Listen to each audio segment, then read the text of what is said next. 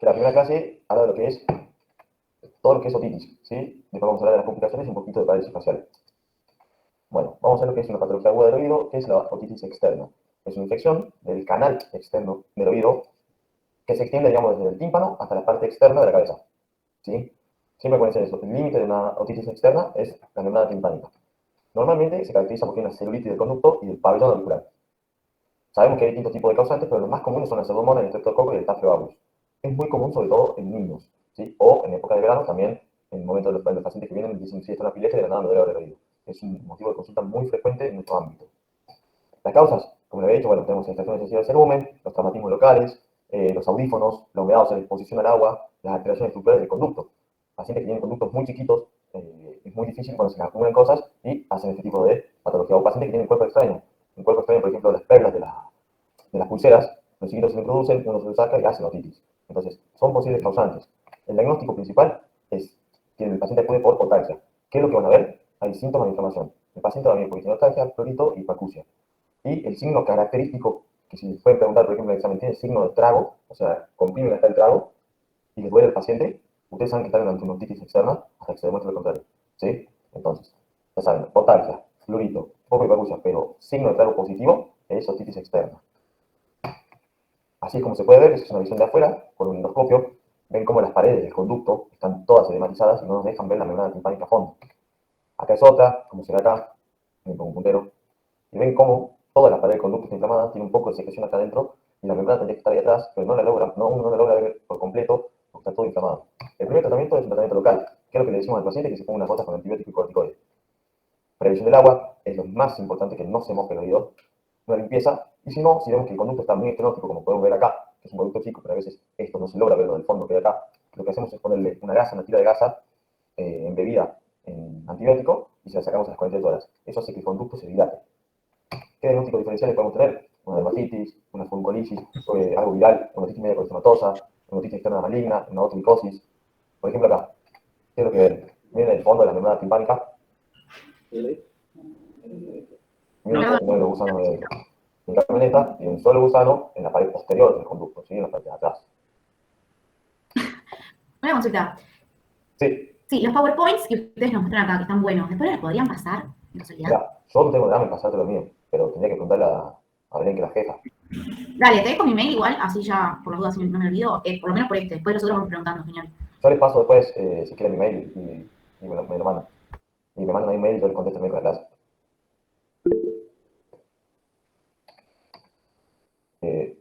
Bueno, después tenemos diagnósticos diferenciales que vamos a tener otras patologías. Sobre todo, hagan hincapié en esta que es la otitis externa maligna, ¿sí? En este caso, el paciente, ¿qué es lo característico? Tiene lo mismo, la misma sensación que todos los pacientes, tiene un prurito, signo de positivo, todo, pero hay una erosión del conducto, ¿sí? Entonces, paciente diabético, maltratado de su diabetes y que tiene una otitis refractaria de tratamiento, siempre piensen en esto, otitis externa maligna. Después tenemos la otomicosis, que así es lo que se puede ver, esa es una visión del endoscopio, digamos que tiene un aspergillus, puede ser normalmente el mayor causante es el aspergillus y al último el cambia, pues porque el aspergillus vive dentro del conducto. En estos casos lo que hacemos es siempre limpieza y tratar de mantener el oído más seco. Bueno, después, cuerpos extraños. Bichos, nos cansamos de limpiar los oídos por mosquitos, arañas, todo lo que puede llegar a entrar al oído. Ahora vamos a ver un poquito lo que es otitis media aguda, ¿sí? Es un proceso inflamatorio del recubrimiento mucoperióstico del oído medio, o sea, de la mucosa que recubre el oído medio y a la mastoide, ¿sí? Y puede tener acumulación o no de difusión. ¿Sí? La etiología normalmente va a variar si es bacteriano o viral, pero normalmente terminan todos iguales. La epidemiología es principalmente en pacientes, en los niños, en los primeros 3 años, ¿sí? Y el pico es entre los 6 y los 24 meses. Siempre hay que preguntar los antecedentes, si es por antibióticos, si tiene la vacuna del neumococo, la influenza, eso nos ayuda a nosotros también, que el pronóstico puede ser mucho mejor, ¿sí? ¿Cuáles son los factores de riesgo que vamos a tener? Son la edad, acuérdense, menor de 3 años. ¿Por qué? Porque menor de 3 años tiene mayor chance de infecciones respiratorias y la función tubárica está inmadura. Ahora vamos a ver por qué.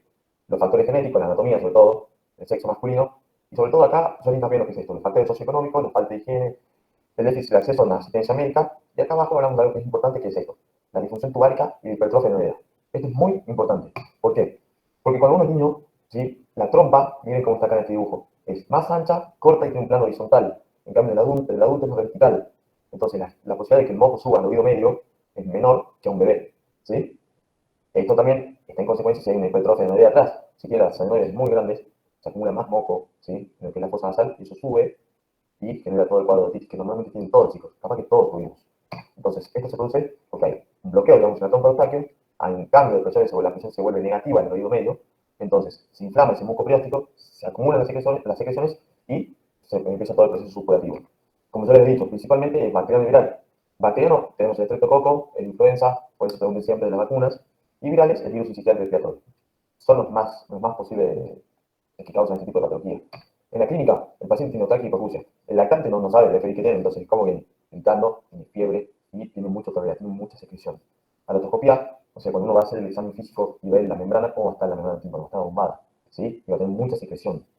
El diagnóstico es clínico y es con el otoscopio, ¿sí? No es que hay que pedir algún análisis de sangre, no. Entonces, acuérdense, otalgia, otorrea, antecedentes de infección respiratoria diaria alta, hipoacusia, es otitis media, ¿sí? Los diagnósticos diferenciales que vamos a tener, bueno, puede ser otitis externa, traumatismo, disfunción de la articulación temporomandibular, pacientes que refieren mucho dolor, pero el dedo que tiene inflamado es el dedo trigémino que da dolor hacia lo que es el conducto auditivo externo, una faringitis o una otitis media fusiva. El tratamiento principalmente es con analgésicos, pero por ahí damos siempre, nosotros los botulinos damos mucho lo que es antibióticos. Nuestra primera línea es la amoxicilina, después la amoxiclavo, después la ceftriaxona. Pero siempre amoxi primero y después amoxiclavo. También le damos corticoides, esa es la verdad. Corticoides le seca totalmente el oído. Entonces, vamos a ver un poquito lo que es otitis media crónica ahora. Acabamos de ver lo que es agudo, ahora vamos a ver un poco lo que es crónico. ¿Crónico qué significa? Es lo mismo que una inflamación de la mucosa del oído medio, pero de más de 3 meses de evolución. Y lo característico es que la membrana del tímpano puede estar intacta o a la vez puede estar perforada. Tenemos dentro de las otitis medias lo que es la otitis media adhesiva. ¿Qué se caracteriza esto? Es que a la otoscopía, cuando uno ve la membrana del tímpano, vamos a tener distintos tipos de grados de adhesión de la membrana sobre distintos tipos de estructuras. Como vamos viendo acá. Esto es muy detallado, pero bueno, esto es lo que van viendo ustedes. Es cómo va acumulándose, se va pegando a lo que es el yunque, después a lo que es el yunque de estribo, después a lo que es yunque, estribo y promontorio, y después ya es una adhesión total. Hay una retracción de la membrana timpánica, ¿sí? El tratamiento para esto es spray nasales, ¿sí? Le damos spray nasales, y eso lo que hace es que la trompa de Eustaquio, que es lo que une el oído medio con la nariz, se dilate, la presión se vuelva positiva y esa membrana se vaya despegando. Y maniobra de compensación, le decimos al paciente que botee, se coma chicle, ese tipo de cosas ayudan bastante. La otitis media serosa. La otitis media serosa, ¿por qué se caracteriza? Se caracteriza por una colección de líquido en el oído medio, ¿sí? En este caso, bueno, puede ser por lo mismo y puede haber perforaciones o no. ¿Cómo es lo que van a ver ustedes acá? Puede ser la otoscopía, la farmate, el triángulo luminoso que se está acá puede estar como no, que acá se ve que no está, aquí sí, y todo lo que hay abajo es mocos, todas esas burbujas son mocos, ¿sí? Lo característico de estos chicos es que si ustedes le ponen una timpanometría, dicen timpanometría con curva plana. Curva plana significa que hay algo en el oído medio. Entonces estoy pidiendo que ese oído transmita el sonido, ¿sí? Entonces, no va a tener curva, ¿sí? La curva va a ser plana y eso nos hace sospechar a nosotros de que hay líquido o algo que está ocupando, en este caso, la transmisión del sonido. La hipoacusia es una hipoacusia de transmisión, ¿sí? El tratamiento es el spray nasal.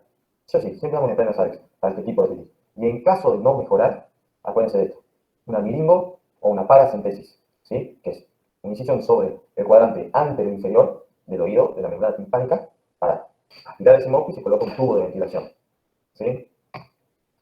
Ahora vamos un poquito a lo que es la otitis media crónica simple, que es, acá lo que podemos ver es sobre todo una otitis que tiene un poco de supuración, pero a la vez puede estar comprometida la membrana timpánica. ¿Qué es lo que vemos acá? Este es el mango del martillo, ¿sí? Este es la pared del conducto posterior, anterior, y vamos a tener perforaciones. Estos Doctor, son un tipo de perforaciones timpánicas, ¿sí? sí, hay un compañero esperando para entrar a la llamada. A ver, listo. Gracias.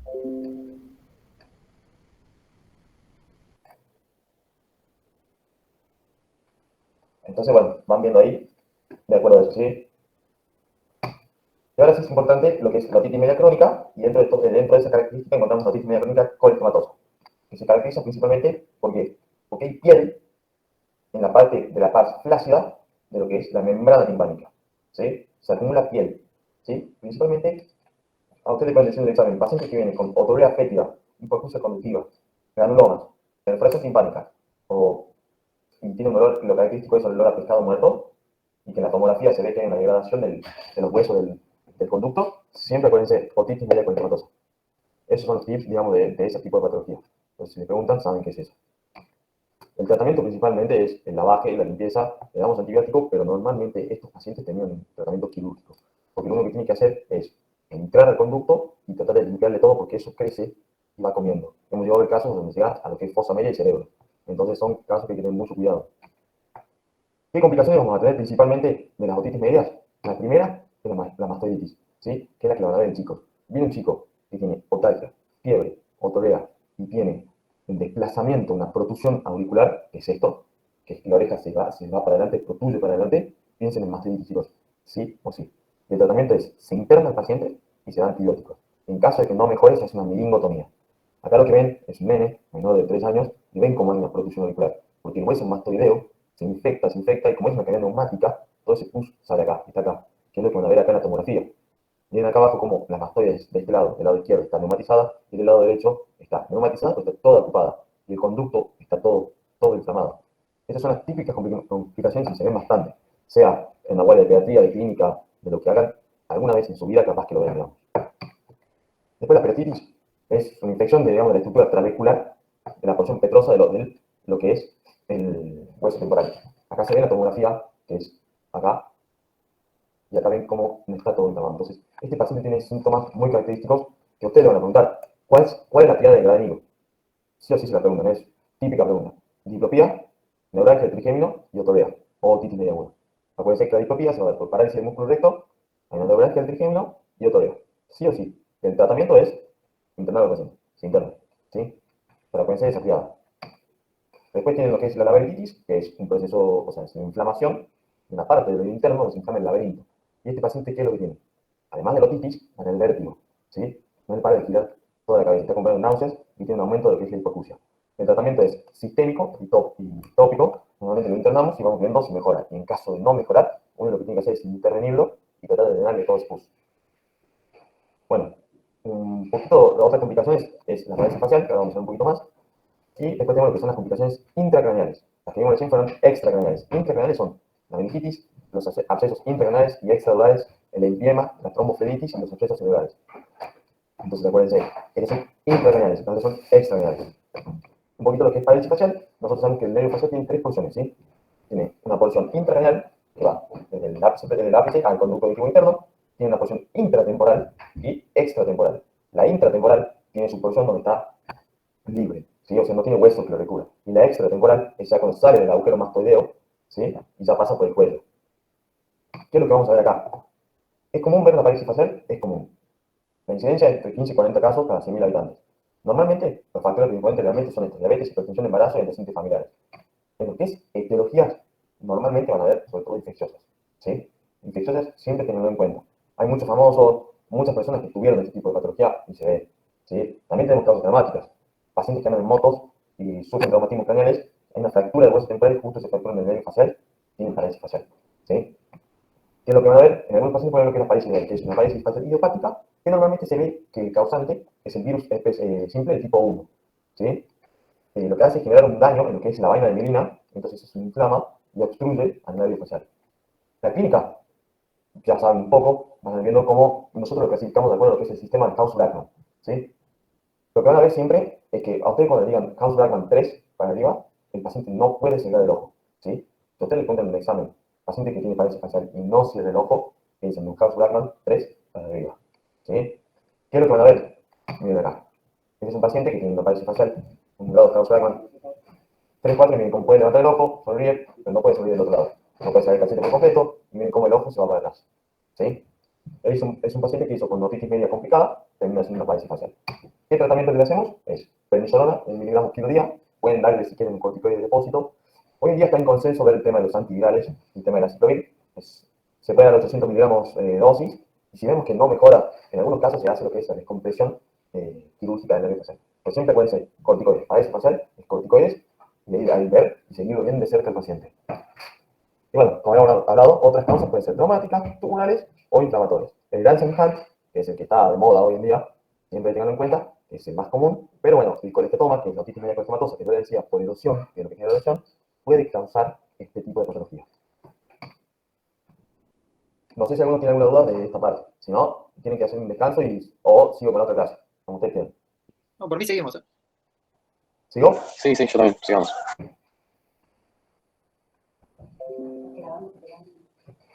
Gracias. No, pues.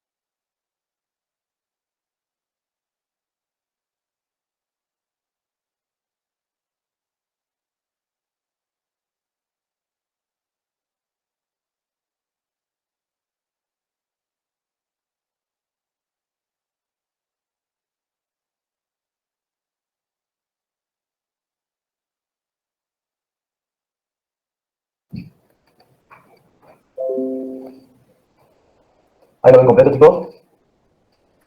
Sí, ahí se ve. Buenísimo. Bueno, vamos a hablar de un tema que es un poquito pesado, que es un poco lo que es patología vestibular, ¿sí?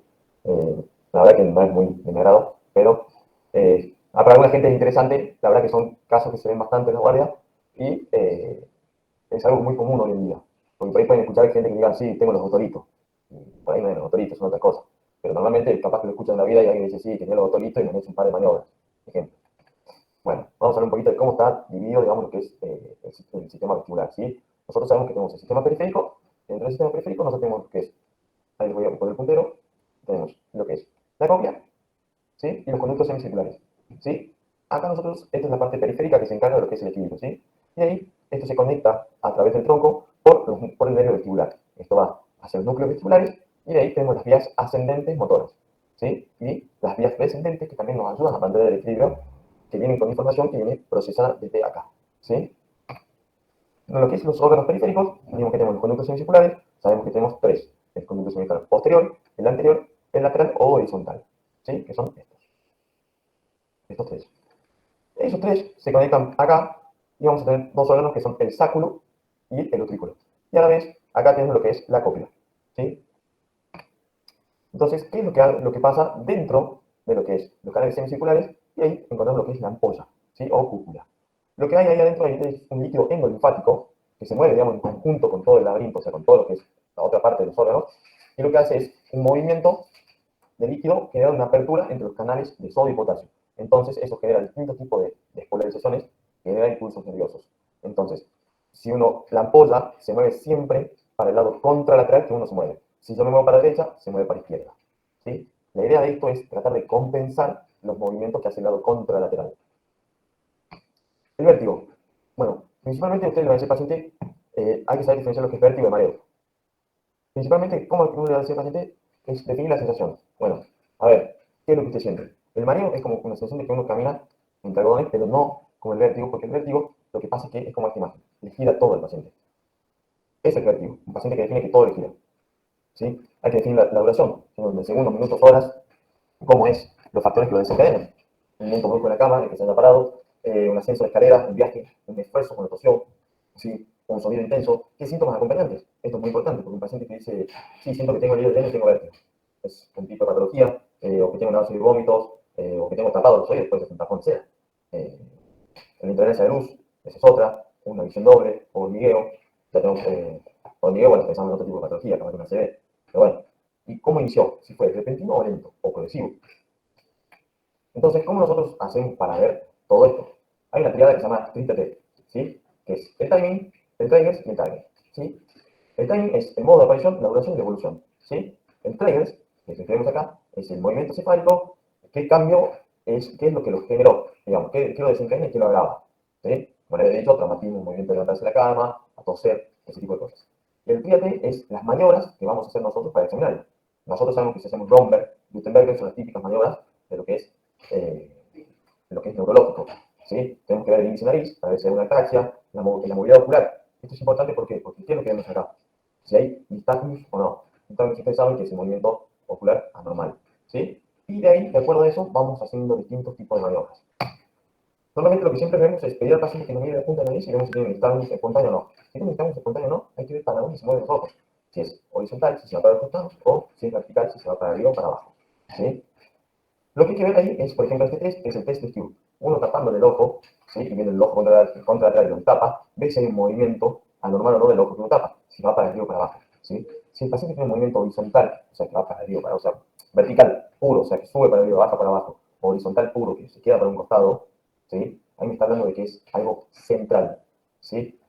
Estamos hablando de algo central. Pero si es un movimiento ocular, es horizontal rotatorio, o sea, que va hacia los costados, pero va y vuelve, sabemos que es algo periférico. ¿Sí? ¿Veis? Bueno, vamos a ver que lo que digo acá que son los tipos de movimientos, ¿sí? Entonces, esto es importante. Que ustedes sepan cómo diferenciar un periférico del central. El periférico, el movimiento de ojo, va a ser horizontal y rotatorio, va y viene, ¿sí? Pero el central es puro, o sea, va para un costado y se queda en un costado, o va para arriba y se queda para arriba, o va para abajo, ¿sí? El ojo tiene una fijación fija, ¿sí? Entonces, eso es más importante de esta parte, no hace falta que se sepan todo lo que dice abajo. Nystagmus, mira acá un movimiento. Mira acá como es horizontal y va para un costado. Este ya se me no sé nada bien. Y miren esta acá. Como solamente va para un solo lado. Y como se queda para ese solo lado, bueno, eso es un movimiento horizontal puro. ¿Sí? Significa que estamos hablando de algo central. Y viene acá abajo, ¿cómo es esto? Horizonte rotatorio, o sea que se mueve, pero no queda fijo. Eso me está hablando de que es algo, necesitamos horizonte rotatorio, pero es periférico, la patología es periférica. ¿Cómo van a poder ustedes clasificar el signo vestibular? De acuerdo, así es. Espontáneo, agudo o crónico. ¿Sí? O episódico, agudo o crónico, es lo mismo. El episódico, principalmente, el paciente le va a venir al consultorio y va a decir, sí, me dura segundos y capaz que horas. Pero bueno, vamos a ver si es provocado o espontáneo. Si es espontáneo puede ser una migraña, unos ataques de pánico, pero si es provocado, piensen siempre en este tipo de patología. BPPV, vértigo paroxístico benigno posicional. ¿Sí? Si es un signo vestibular agudo, que es de más de 24 horas, que es repentino con intolerancia al movimiento, digamos es espontáneo, siempre piensen en lo que es patologías vestibulares neurológicas, neuritis, severa, mentitis, Wernicke. Pero bueno, y si es provocado, hay que ver si puede ser un herpes zóster, intoxicaciones con gentamicina. La verdad que la gentamicina es otro tóxico. Y bueno, si es algo crónico, hay que ver en dónde está la falla central. ¿Sí? Entonces, cuando uno tiene, por ejemplo, este tipo de pacientes, ¿a quién le vamos a pedir nosotros una resonancia magnética de cerebro? Nosotros normalmente por protocolo le pedimos al paciente que presenta un episodio espontáneo de larga duración, el cual no mejora. ¿Sí? Al que no mejora, y siempre a primer episodio de vértigo, le pedimos esto. A un paciente mayor de 65 años, que tiene vértigo aislado espontáneo, también. ¿Por qué? 65 años tiene alta probabilidad que también sea algo neurológico. Un vértigo espontáneo, que tiene, por ejemplo, ataxia, ¿sí? El índice de nariz, cuando se quiere tocar la nariz, no es preciso, y tiene cefalea, todo tipo de cosas, chicos, siempre tienen una resonancia. ¿Sí? Van a pedir una resonancia de lo que es cerebro y conducto auditivo interno. ¿Sí? En los test posicionales, lo más importante es que ustedes sepan esto. Ustedes saben que hay tres posiciones para evaluar los distintos canales semicirculares. Yo le había dicho a ustedes que había varios, que eran tres, el posterior, el anterior y el horizontal. ¿Sí? Entonces, para evaluar lo que es el canal semicircular posterior y anterior, se hace una maniobra que se llama maniobra de Dix-Halper. Y para evaluar lo que es el canal horizontal, es la maniobra de Rothes o McClure. Ahora te lo voy a mostrar un poquito. El BPPV es típica pregunta de examen. Es un signo vestibular episódico. Está provocado por maniobras, ¿sí? Nosotros lo que tenemos que analizar acá es ver los canales semicirculares posteriores, horizontales y anteriores, ¿sí? ¿Cómo va a venir el paciente con un vértigo intenso de segundos? Principalmente tiene síntomas neurovegetativos. Es un paciente que tiene tolerancia oral y no para de vomitar. ¿Qué maniobras vamos a ver? Que la que veníamos diciendo recién es la de Dix-Halper y la de McClure, ¿sí? ¿Y cómo va a ser? Si es algo periférico, ¿sí? ¿Cómo va a ser el nystagmus? Hemos dicho que es horizontal rotatorio. No es horizontal o vertical, es horizontal rotatorio. ¿Sí? Y el tratamiento para esto no es con medicación, es con maniobras. ¿Sí? Pedimos maniobras. ¿Qué maniobras? Las que hablamos antes. Que vamos a hablar el canal semicircular posterior, el anterior con el Dix-Halper y con el McClure, con el test, el canal semicircular horizontal. Entonces, ¿cómo vamos a ver nosotros al paciente? Esta es una maniobra de Dix-Halper. ¿Sí? ¿Cómo es esta? Nosotros nos vamos a sentar al paciente en la camilla, sentado en la mitad de la camilla. Y la idea es que nosotros lleguemos a dejar colgada la cabeza en un ángulo de 45 grados mirando hacia el costado. ¿Sí? Entonces, uno le apuesta al paciente, le pide que mire 45 grados, le pide que mire la pared del consultorio y lo tira para atrás. Entonces, lo que lo tira para atrás, va a ver que hay un puente acá, que es un canal semicircular, ven cómo el otolito, lo que se sale fuera del lugar, migra de vuelta hacia el centro, ¿sí? Hace un movimiento para acá y vuelve hacia lo que vendría a ser la parte del utrículo del sacro, ¿sí? Lo que hace esto es mostrarnos a nosotros mismos, que va a ser horizonte rotatorio, y ver cómo mejora. Normalmente estos pacientes se recuperan rápidamente, ¿sí? Entonces lo que nosotros les pedimos es que no hagan maniobras de esfuerzo, que se queden tranquilos en casa, porque puede volver a pasar que este otolito vuelva a migrar. Y de vuelta vuelve a guardia y de vuelta hay que hacerle todas las maniobras, ¿sí? Entonces ya saben, Big Cycle es para canal semicircular posterior y anterior, y Matur horizontal. El DPPB es un síndrome vestibular episódico, está provocado por maniobras. Después tenemos otras patologías que son la neuritis vestibular. No es muy común, pero se puede ver que es un vértigo que dura horas. Tiene síntomas neurovegetativos, pero característico es que no tiene síntomas auditivos. La migraña vestibular, les pueden encontrar paciente que tiene fotofonofobia, vértigo y síntomas vestibulares o neurovegetativos, acuérdense de migraña vestibular. Y otra pregunta de examen es esta, la enfermedad de Meniere. La enfermedad de Meniere, acuérdense chicos, el paciente tiene un hipoacusia neurosensorial unilateral de un lado, tiene acúfenos y tiene plenitud óptica, además del vértigo. Entonces, si le ponen enfermedad de Meniere, ¿qué síntomas tiene? Tienen que marcar hipoacusia neurosensorial de un solo lado, acúfeno, plenitud óptica y vértigo, además de los síntomas neurovegetativos. Pero acuérdense eso, plenitud óptica es típico de enfermedad de Meniere, ¿sí? ¿Qué es lo que pasa? Hay un hidrox endolinfático, o sea, hay un aumento de líquido endolinfático dentro de los canales semicirculares. ¿Se acuerdan que yo les explicaba que al comienzo que hay un movimiento de líquido? Bueno, ese movimiento de líquido al haber más es mayor y eso desestabiliza a esa armonía de movimiento que hay dentro. Por ende, estos pacientes normalmente terminan haciendo tratamientos con antivertiginosos y también con diuréticos para tratar de bajar un poco la cantidad de líquido que hay dentro del oído interno. Después tenemos el neumoma. El neumoma normalmente es común, no es que no se ve, pero el paciente viene por hipoacusia progresiva, acúfeno unilateral y tiene mareos y inestabilidad. Algunos pacientes vienen con síndrome de tronco, síndrome cerebeloso, hipertensión endocraniana, y el tratamiento de esto es expectarlo o de manera quirúrgica o con quimio, cuando es muy grande. Pero principalmente es muy raro que puedan preguntar esto, pero sobre todo tengan en cuenta lo que es esta enfermedad de Meniere y el DPP. Y bueno, eso es todo esta parte, chicos. Capaz que es mucha información, pero bueno, no sé. Creo que lo traté de hacer lo más fácil posible. Es uno de los temas más feos de otorrino. Así que bueno, el que tenga dudas, no sé si quiero contar algo ahora o si no, bueno, creo que tienen un día para venir a hacer consultas y que si quieren ir, bueno, que tengan dudas también no tengo problema. Acá justo tallaron que también tiene que haber clase en algún momento. Como consejo que les recomendamos es que vengan a la clase de consulta, porque ahí es como que normalmente les tiramos más preguntas que todas las del examen. Nosotros no sabemos exactamente, porque normalmente lo van cambiando el examen. Pero dentro de todo, en nuestra experiencia, es como que podemos dar la mano y decirle, bueno, damos esto, le pasemos esto en 2 segundos y se anotan un par de cositas que les pueden salir. ¿Sí? Así que bueno, cualquier cosa, chicos, yo ya tomé la asistencia, ya no lo queda a todos. Bueno, cuídense. Perfecto, muchas gracias. Bueno, gracias. Chao, hasta luego, gracias. Gracias. Cuídense.